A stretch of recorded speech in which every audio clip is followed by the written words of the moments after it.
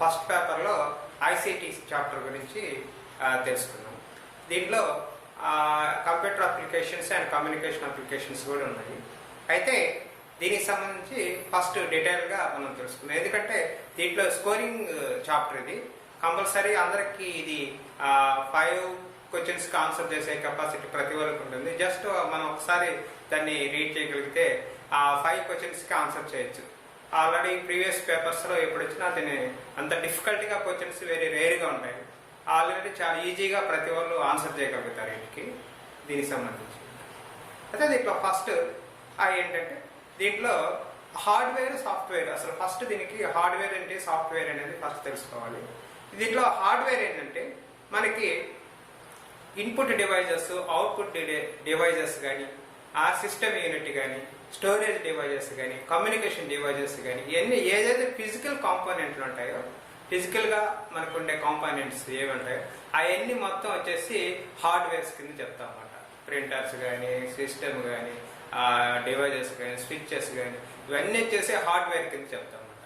ఏదైతే ఫిజికల్గా ఉన్నాయో కాంపోనెంట్స్ ఉన్నాయో అవి మొత్తం వచ్చేసి హార్డ్వేర్ కింద. సాఫ్ట్వేర్ అంటే ఏ సెట్ ఆఫ్ ఇన్స్ట్రక్షన్ ప్రోగ్రామ్స్. అంటే మనకు ప్రోగ్రామ్స్ ఒక పర్టికులర్ ఫంక్షన్ చేయడానికి ఒక సెట్ ఆఫ్ ప్రోగ్రామ్స్ రాస్తారనమాట. ఒక సెట్ ఆఫ్ ప్రోగ్రామ్స్ అంటే ఆ పర్టికులర్ టాస్క్ ని ఫిల్ చేయడానికి ఒక ప్రోగ్రామ్ డిఫరెంట్ ప్రోగ్రామ్స్ కలిసి ఒక సెట్ ఆఫ్ ప్రోగ్రామ్స్ కలిసి దాన్ని సాఫ్ట్వేర్స్ అంటారు. ఆ సాఫ్ట్వేర్ ఏంటంటే ఆ పర్టికులర్ దేనికోసం చేస్తారో ఆ ఫంక్షన్స్ ని అది ఫిల్ చేస్తుంది అనమాట ఆ టాస్క్ ని. అయితే దీంట్లో మనకి ఈ సాఫ్ట్వేర్స్ లో సిస్టమ్ సాఫ్ట్వేర్, అప్లికేషన్ సాఫ్ట్వేర్స్ అని రెండు ఉన్నాయన్నమాట. సిస్టమ్ సాఫ్ట్వేర్స్ అంటే మనకి కంప్యూటర్ నుంచి ఆ యూజర్ కి మధ్యలో మీడియేటర్ ఉంటుంది. సిస్టమ్ అండ్ హార్డ్వేర్ ఫంక్షనింగ్ చేయడానికి కోసం ఆ మధ్యలో మీడియేటర్ గా ఉంటుంది యూజర్స్ కి. దాని అంతా మనం ఆపరేటింగ్ సిస్టమ్ అంటాం, అది సిస్టమ్ సాఫ్ట్వేర్.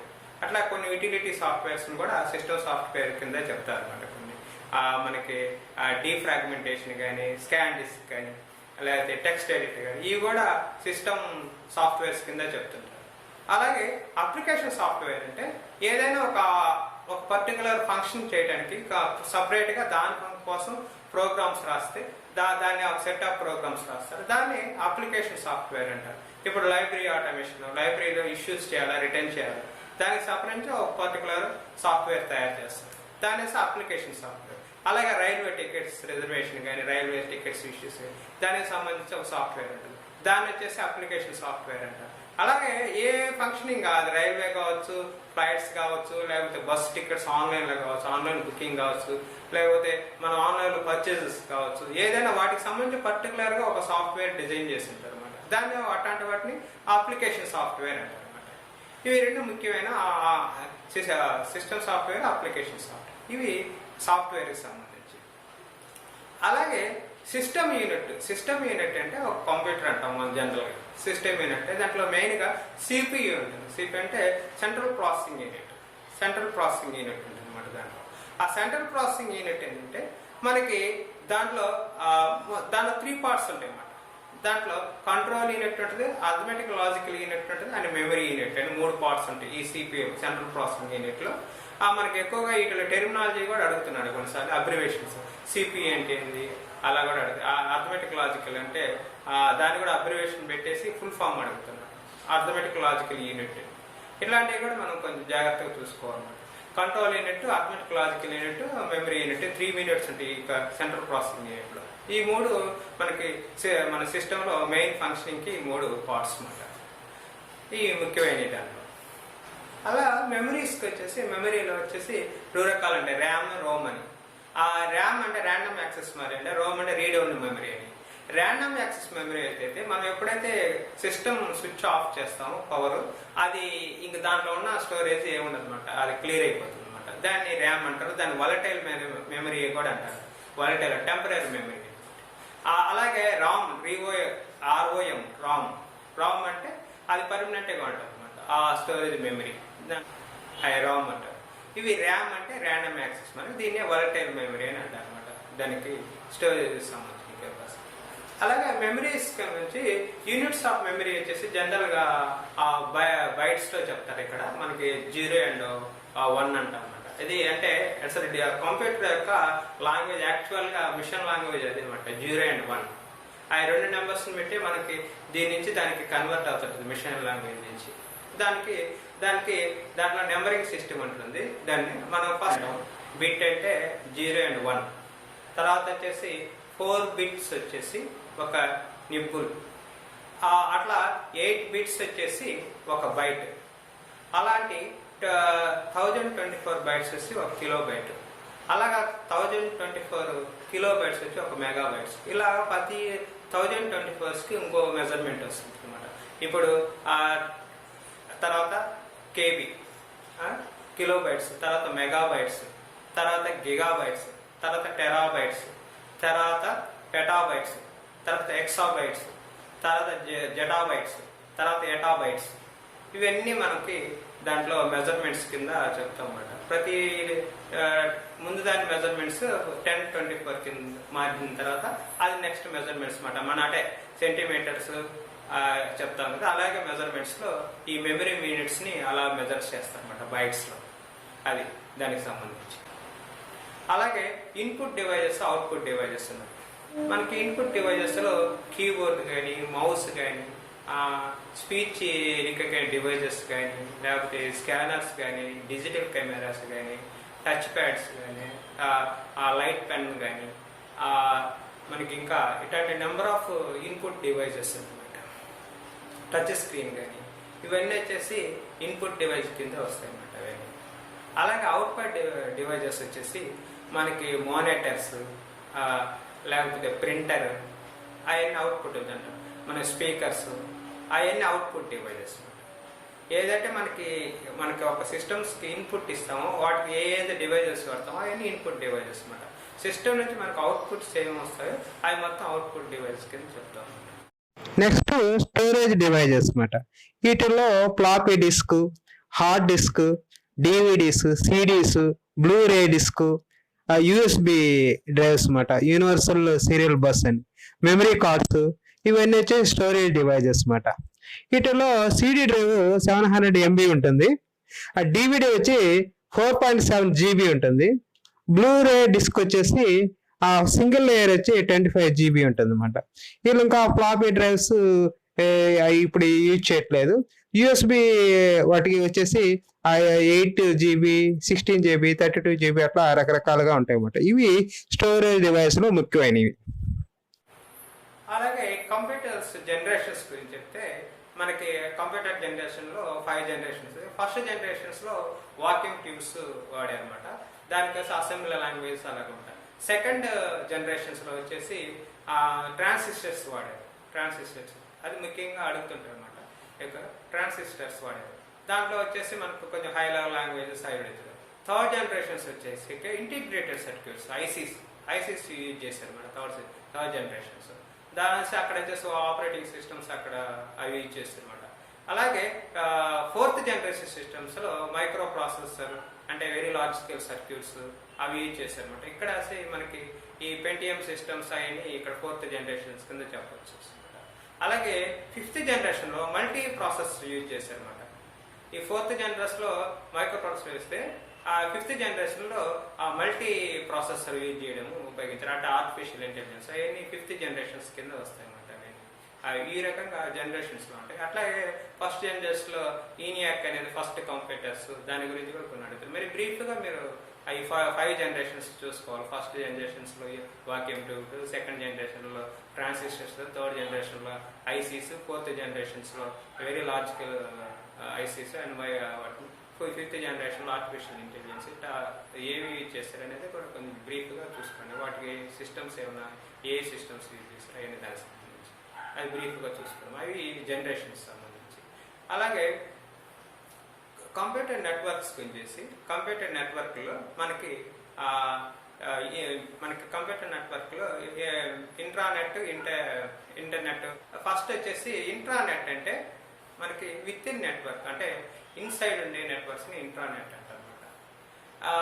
వాటికి వచ్చేసి ఇంటర్నెట్ అనమాట. ఇంటర్నెట్ మీకు తెలుసు, దాని తర్వాత వివరిస్తాను దాని గురించి. ఈ నెట్వర్క్స్లో వచ్చేసి డిఫరెంట్ టైప్స్ ఉంటాయి అన్నమాట.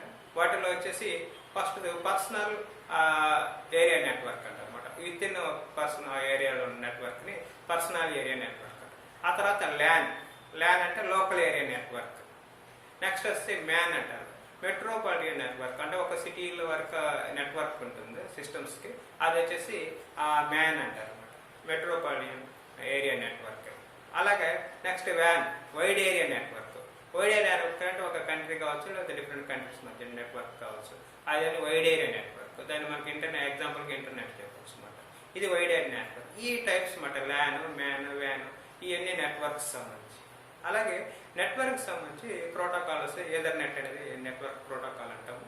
నెట్వర్క్ కాంపోనెంట్స్ అంటే ఇలా స్విచ్చెస్, హబ్, అవన్నీ వచ్చేసి నెట్వర్క్ డివైజెస్ ఉంటాయి. అలాగే నెట్వర్క్స్లో టోపాలజీ ఉంటుంది, ring topology, star topology, bus topology అనేది ముఖ్యమైన మాట. అంటే ఆ ఏ మోడల్ నెట్వర్క్స్ ఏ మోడల్లో ఉంటాయి అవి సంబంధించి. అలాగే ఇవి నెట్వర్క్ సంబంధించి. నెట్వర్క్ ఆర్కిటెక్చర్ వచ్చేసి పీర్ టు పీర్ ఆర్కిటెక్చర్ అని, అలాగే వచ్చేసి క్లయింట్ సర్వర్ ఆర్కిటెక్చర్ అని రెండు ఉంటాయి అన్నమాట. పీర్ టు పీర్ ఆర్కిటెక్చర్ అంటే మనకి ప్రతి సిస్టమ్కి ఈక్వల్ రెస్పాన్సిబిలిటీ ఉంటుంది, ఇన్పుట్ కానీ అవుట్పుట్ కానీ రెండింటికి ఈక్వల్ రెస్పాన్సిబిలిటీ ఉంటుంది. ప్రతి సిస్టమ్ దాంట్లో ఉన్న ప్రతిదీ రెస్పాన్సిబిలిటీ ఉంటుంది. అలాగే క్లయింట్ సర్వర్ ఆర్కిటెక్చర్ వచ్చేసి దాంట్లో సర్వర్కి ప్రధానంగా ఉంటుంది. మన డేటా కానీ ఇంపార్టెంట్ రెస్పాన్సిబిలిటీ అంతా డేటా మనకి సర్వర్కి ఉంటుంది. క్లయింట్స్ జస్ట్ యాక్సెసింగ్ ఇవ్వటానికి మాత్రం ఉంటుంది, దానికి అంత రెస్పాన్సిబిలిటీ ఉంటుంది. మెయిన్ రోల్ మొత్తం రెస్పాన్సిబిలిటీ అంతా సర్వర్కి ఉంటుంది. ఇది client architecture, client server architecture. ఈ రెండు రకాల ఆర్కిటెక్చర్స్ ఈ నెట్వర్క్లో ఉంటుంది అనమాట. ఇంటర్నెట్. నెక్స్ట్ వచ్చేసి ఇంటర్నెట్. ఇంటర్నెట్లో వచ్చేసి మనకి ఇంటర్నెట్ ప్రోటోకాల్స్ అంటారు అనమాట. TCP IP protocol, transmission communication protocol అని ఇంటర్నెట్ ప్రోటోకాల్ అంటారు. అలాగే ఎఫ్టీపీ ప్రోటోకాల్ అని ఇంకో ప్రోటోకాల్ ఇంటర్నెట్, అది file transfer protocol. HTTP hyper text transfer protocol, ఇది ఇంకో ప్రోటోకాల్ అనమాట. ఇలాంటి ప్రోటోకాల్స్ చాలా ఉన్నాయన్నమాట ఇంటర్నెట్కి సంబంధించి. వైజ్ అని, గోఫర్ అని, ఇవన్నీ వచ్చేసి కూడా మనకి ఇంటర్నెట్ ప్రోటోకాల్స్ కింద చెప్తాను. అలాగే ఇంటర్నెట్ అడ్రస్ గురించి మనకి ఇంటర్నెట్ అసలు ఐపీ అడ్రస్ అంట. ఐపీ అంటే ఇంటర్నెట్ ప్రోటోకాల్. ఈ ఐపీ అడ్రస్ అంటే 4 సెక్షన్స్ ఉంటాయి అన్నమాట. ప్రతి సెక్షన్లో 1 నుంచి 250 వరకు డిజిట్స్లో ఏవైనా యూజ్ చేస్తారు. Minimum 3 digit, maximum 3 digits. ఆ 4 సెక్షన్స్ ఉంటాయి అన్నమాట ఐపీకి. అది ఇంటర్నెట్లో యొక్క ఆ పర్టికులర్ యొక్క సిస్టమ్ యొక్క అడ్రస్ అన్నమాట. దాని పర్టికులర్గా ఒక నెట్వర్క్ లా కానీ, ఒక ఇంటర్నెట్ లా కానీ ప్రతి సిస్టమ్కి ఒక ఐపీ ఉంటుంది అనమాట. దాని యొక్క అడ్రస్ అనమాట. అది నెంబరింగ్లో ఇస్తారు అనమాట. ఆ సిస్టంలో ఎన్నో వేల సిస్టమ్స్ ఉంటాయి, లేకపోతే నెట్వర్క్లో కొన్ని సిస్టమ్ 100 సిస్టమ్లు ఉంటాయి. దాని యొక్క పర్టికులర్ సిస్టమ్ని ఐడెంటిఫై చేయడానికి దానికి ఒక నెంబర్ అసైన్ చేస్తారు అనమాట. That IP address internet protocol అనమాట. ఆ ఐపీ అడ్రస్లో 4 సెక్షన్స్ ఉంటాయి. ప్రతి సెక్షన్స్లో మ్యాక్సిమం 3 డిజిట్స్ ఉంటాయి. దాంట్లో 1 నుంచి 250 వరకు యూజ్ చేస్తారు అనమాట నెంబరింగ్లో. ఏదైనా డిజిట్స్ అక్కడి నుంచి యూజ్ చేస్తారు. ఇది ఐపీ అడ్రస్.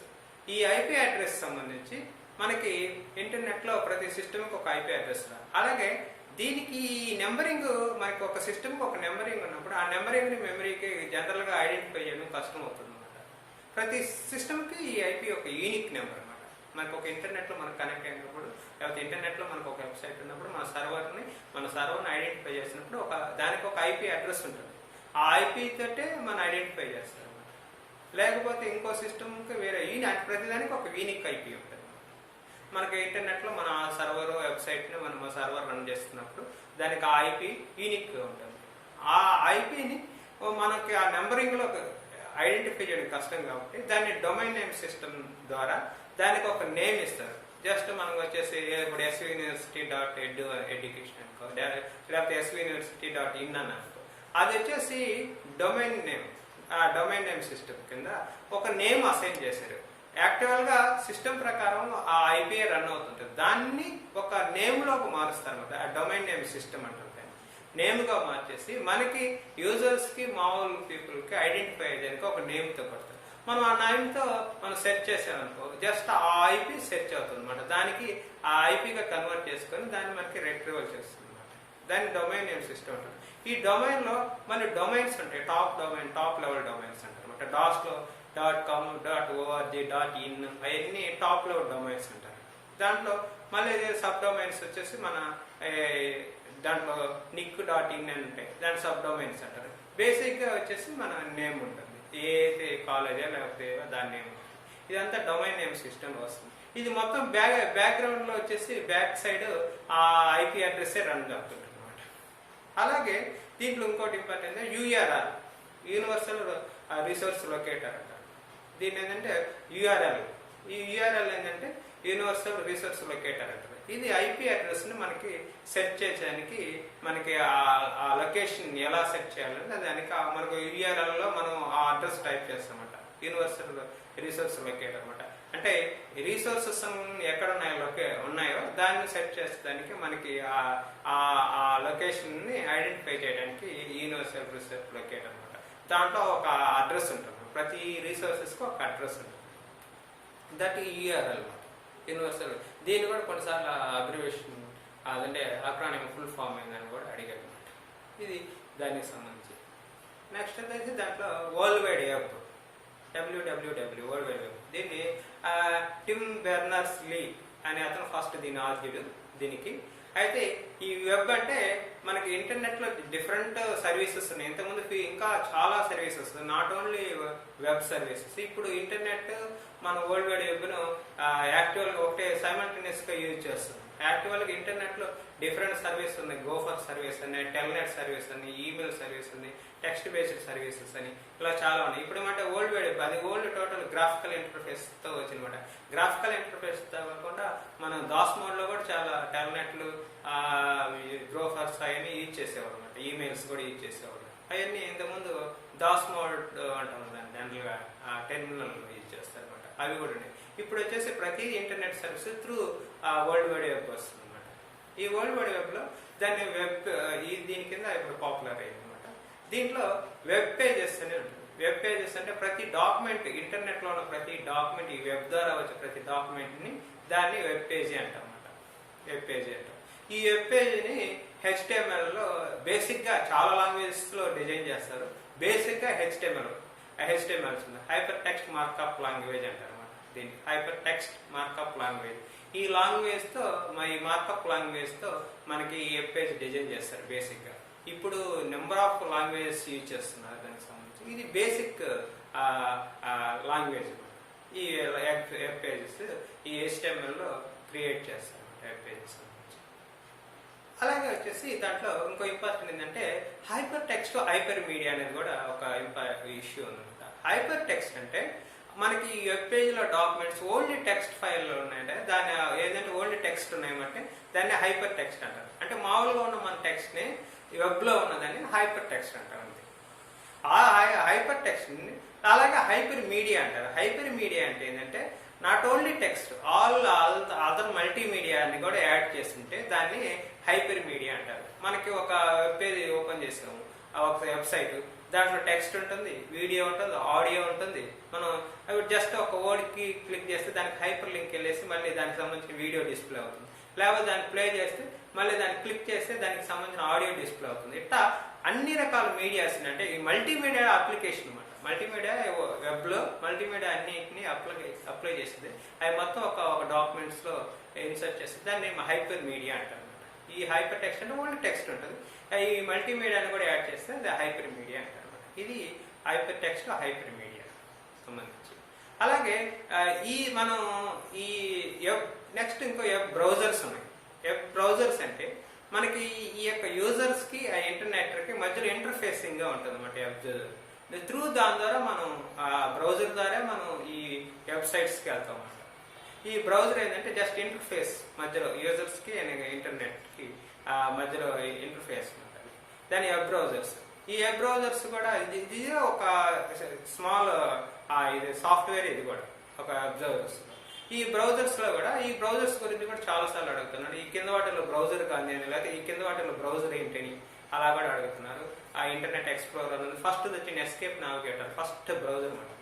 ఆ తర్వాత వచ్చేసి ఇవి Internet Explorers, Mozilla Firefox, Opera, Chrome, ఈ సఫారీ, ఇవన్నీ వచ్చేసి బ్రౌజర్స్ అన్నమాట. ఇవన్నీ బ్రౌజర్స్. దీంట్లో కమర్షియల్ ఇంటర్నెట్ ఎక్స్ప్లోరర్ అనేది కమర్షియల్ కింద వస్తుంది. మధ్యలో ఫైర్ ఫాక్స్ కానీ క్రోమ్ ఇవన్నీ ఓపెన్ సోర్స్ కింద చెప్తామాట, ఫ్రీ బ్రౌజర్స్ కింద. ఇవి బ్రౌజర్స్ సంబంధించి. అలాగే next search engines. Search engines అంటే మనకి ఇంటర్నెట్లో ఉన్న ఒక డాక్యుమెంట్స్ని మనం సెర్చ్ చేయాలంటే థౌజండ్స్ ల్యాక్స్లో మనకి ఇన్ఫర్మేషన్ సైట్స్ ఉంటాయి అన్నమాట. మనకు ఒక పర్టికులర్ ఒక ఇన్ఫర్మేషన్ మీదే థౌజండ్స్లో ఇన్ఫర్మేషన్ ఉంటుంది. దాన్ని ఒక ఆర్డర్లో మనకి కావాల్సినవి రిట్రీవల్ చేయడానికి ఈ సెర్చ్ ఇంజన్స్ ఆ డేటాబేస్ సెర్చ్ చేసి మన కీవర్డ్ని బేస్ చేసుకొని దాంట్లో నుంచి వాటిని మనకి డిస్ప్లే చేస్తాయి అన్నమాట. ఇక్కడ ఇన్ఫర్మేషన్ రిట్రీవల్ ప్రాసెస్లో ఇన్ఫర్మేషన్ రిట్రీవల్ చేస్తుంది అన్నమాట ఈ సెర్చ్ ఇంజన్స్. అంటే ఒక ఇన్ఫర్మేషన్ గురించి 1000 ఉన్నాయి. ఇప్పుడు జస్ట్ మనకు ఇంటర్నెట్ గురించి మనం తెలుసుకోవాలి. ఇంటర్నెట్ గురించి తెలుసుకోవాల్సిన ఇన్ఫర్మేషన్ నెంబర్ ఆఫ్ సైట్స్లో ఉండొచ్చు. కానీ మనం సెర్చ్ చేసినప్పుడు ఆ first page, second page, third పేజ్లో మనం చూడగలుగుతాం. ఆ 100 పేజెస్లోకి వెళ్ళి మనం చూడడం జనరల్గా ఇన్ఫర్మేషన్. అలా ఫస్ట్కి రావాలంటే ఏం చేయాలనేది ఆ రకమైన టెక్నిక్స్ గుర్తాయి. వాటికి ఏం ట్యాగ్స్ చేయాలి, ఏం కీవర్డ్స్ ఇస్తే ఫస్ట్ వస్తుంది, ఎలాంటి మెటా ట్యాగ్స్ అంటారు, మెటా డిస్క్రిప్షన్ అని. మెటా డిస్క్రిప్షన్ ఎలా ఇవ్వాలి, దానికి డిఫరెంట్ టెక్నిక్స్ ఉన్నాయన్నమాట. అది సెర్చ్ ఇంజిన్ ఆప్టిమైజేషన్ అంటారు. అలాగా ఆ సెర్చ్ ఇంజిన్ ఆప్టిమైజేషన్ వాళ్ళు బాగా టెక్నిక్స్ ఉపయోగించి దాన్ని మనం సెర్చ్ చేయగానే ఫస్ట్ పేజీలో డిస్ప్లే అయ్యేట్టుగా చూస్తారన్నమాట. అసలు మనం సెర్చ్ చేయగానే అసలు ఆ సైట్ రిట్రీవల్ అయ్యేట్టుగా. ఇది సెర్చ్ ఇంజిన్ ఆప్టిమైజేషన్ చేస్తుంది. అయితే ఈ సెర్చ్ ఇంజిన్స్లో ఇంతకుముందు ప్రీవియస్గా చాలా సెర్చ్ ఇంజిన్స్ ఉండేవి. ఇప్పుడు గూగుల్ వచ్చిన తర్వాత చాలా సెర్చ్ ఇంజిన్స్ క్లోజ్ అయిపోయింది. ఇప్పుడు ప్రధానంగా లీడింగ్గా గూగుల్ సెర్చ్ ఇంజిన్ ఉపయోగపడుతుంది. అలాగే యాహూ సెర్చ్ ఇంజిన్స్ ఉంది, బింగ్ ఉంది ఇంకో సెర్చ్ ఇంజిన్. ఇవి ముఖ్యమైన ప్రస్తుతానికి ఉన్న సెర్చ్ ఇంజిన్స్. ఇంకా చిన్న చిన్న కొన్ని సెర్చ్ ఇంజిన్స్ ఉన్న ప్రధానమైన ఇవి మాట సెర్చ్ ఇంజిన్స్. అలాగే సబ్జెక్ట్ సెర్చ్ ఇంజిన్స్ సపరేట్గా ఉంటాయి. ఇవి main search engines, general search engines. మళ్ళీ మెటా సెర్చ్ ఇంజిన్స్ అని సపరేట్ ఉంటాయి. అలాగే ఈమెయిల్ అని ఎలక్ట్రానిక్ మెయిల్ అనమాట. ఈ ఎలక్ట్రానిక్ మెయిల్ వచ్చేసి మనకి దీన్ని ఇన్వెంటర్ ఎవరైతే ఇనియన్ అనమాట. ప్రీవియస్గా మనం ఫారెన్ అన్నారు అనుకుని అతని పేరే పాపులర్గా ఉంది అనమాట. యాక్చువల్గా వచ్చేసి దీన్ని ఇండియన్ కనుక్కున్నారు. సో అమెరికన్ సిటిజన్షిప్ కూడా ఉంది అతనికి, అతని ఇండియన్ అనమాట. అతను 1978లో ఈ ఈమెయిల్ని ఫస్ట్ టైం యూజ్ చేశాడు. అయితే 82లో అమెరికా అతనికి పేటెంట్ ఇచ్చింది అనమాట ఈమెయిల్ గురించి. ఈ ఈమెయిల్ వచ్చేసి మనకి శివ ఐ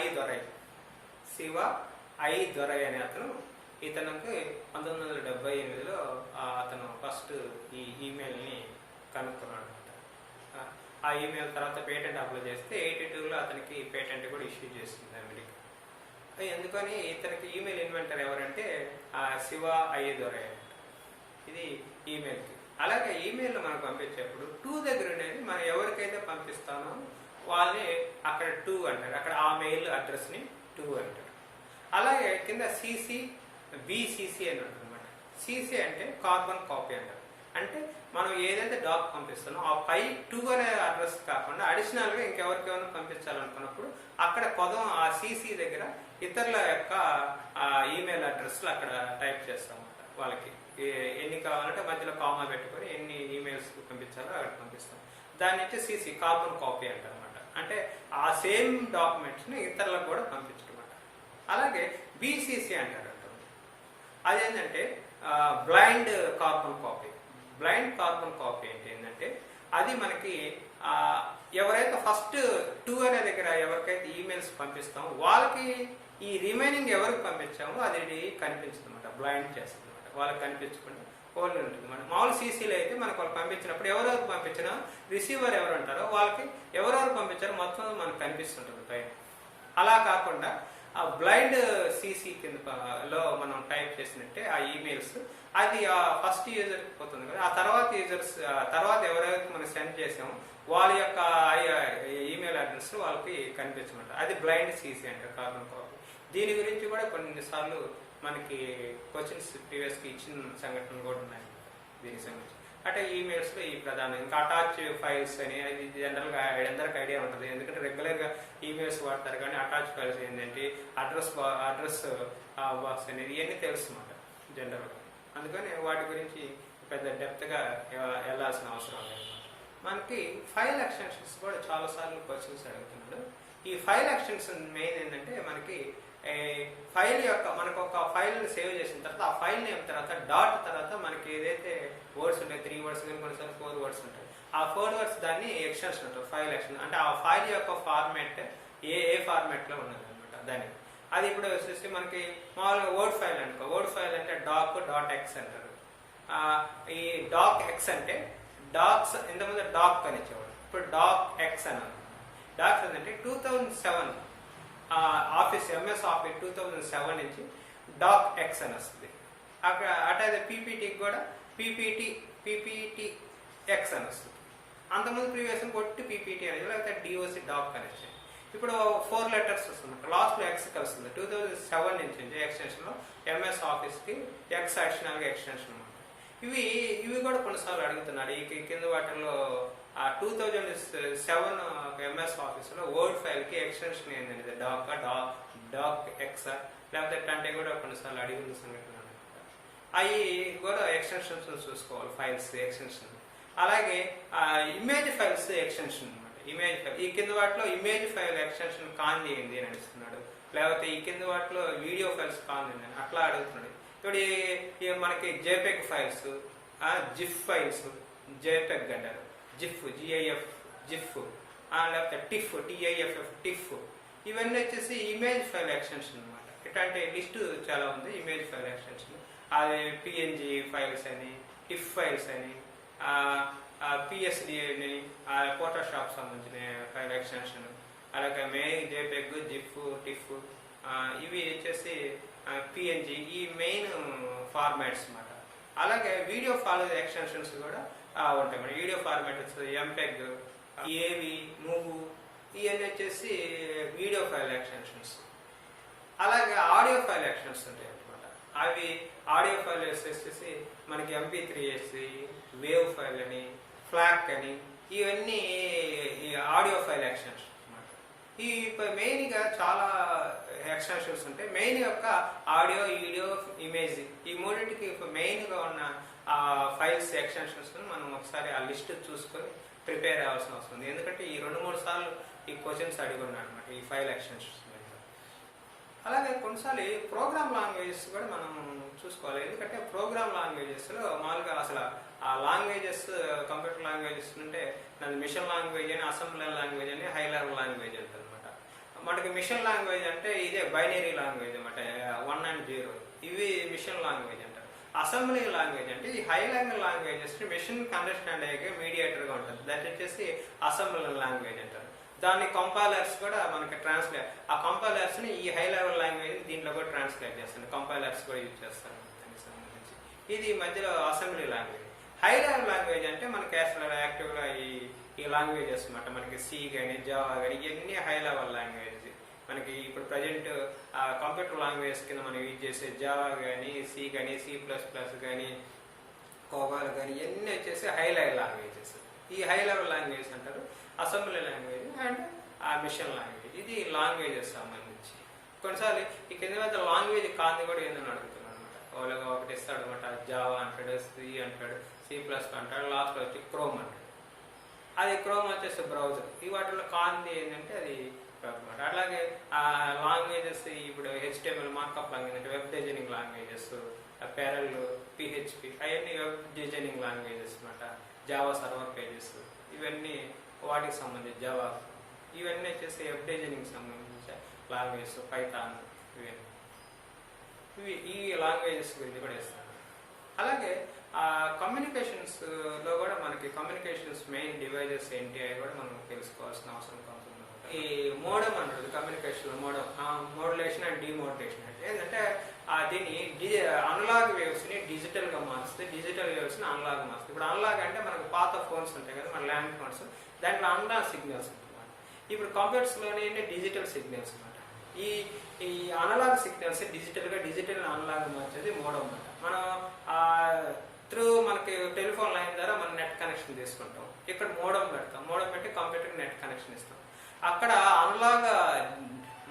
అనలాగ్ సిగ్నల్స్ వస్తాయి ఈ మోడమ్ అనేది డిజిటల్ సిగ్నల్స్కి మార్చి మనకి కంప్యూటర్కి అందిస్తుంది అనమాట ఇది దానికి మధ్యలో ఆ మీడియేటర్ డివైజెస్ అంటే మోడమ్ అంటాం మోడ్యులేషన్ అండ్ డిమోడ్యులేషన్ అంటాం ఈ అనలాగ్ డిజిటల్ మనం ఒక మెయిల్ ఏదైనా పంపించామనుకో, ఇక్కడ ఈ డిజిటల్ అనలాగ్ మార్చి మళ్ళీ లైన్లో పంపించేసి మళ్ళీ అక్కడ మళ్ళీ డిజిటల్గా కన్వర్ట్ చేస్తారు అక్కడ మోడల్. ఇది వేసి అనలాగ్ డిజిటల్గా ఉపయోగించడానికి వాటి కన్వర్ట్ చేయడానికి ఈ మోడల్ యూజ్ చేసుకోవాలి. ఇది కమ్యూనికేషన్ డివైస్ అన్నమాట. అలాగే కమ్యూనికేషన్ మీడియా కూడా ఉంటుంది. ఈ ట్విస్టెడ్ ఫైర్ వైర్స్ అని, కోఎక్సియల్ కేబుల్స్ అని, అలాగే మనకి ఫైబర్ ఆప్టిక్ కేబుల్స్ అని, అలాగే మైక్రోవేవ్ సిస్టమ్స్ అని, శాటిలైట్ సిస్టమ్, ఇన్ని రకాలుగా మనకి మీడియా అంటే కమ్యూనికేషన్ మీడియా ట్రాన్స్మిషన్ చేయడానికి ఉపయోగించే కేబుల్స్ వైర్లెస్ సిస్టమ్ అనేది. మనకి మైక్రోవేవ్ అండ్ శాటిలైట్స్ గురించి రెండు వచ్చేసి వైర్లెస్ సిస్టమ్స్. ఇవన్నీ ఫైబర్ ఆప్టికల్ కేబుల్స్ కానీ, కోఎక్సియల్ టైప్స్ కానీ,